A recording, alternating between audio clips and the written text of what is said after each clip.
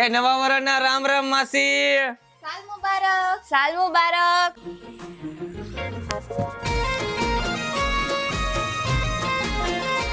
રામ રામ. નવા વર્ષના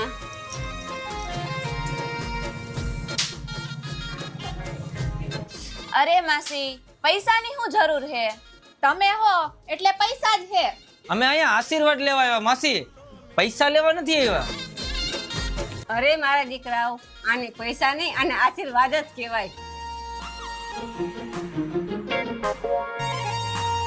જો બેન, તમારા બે માંથી સૌથી મોટો હું એટલે 300 રૂપિયા મારા અને તમારા બે ના 100 રૂપિયા.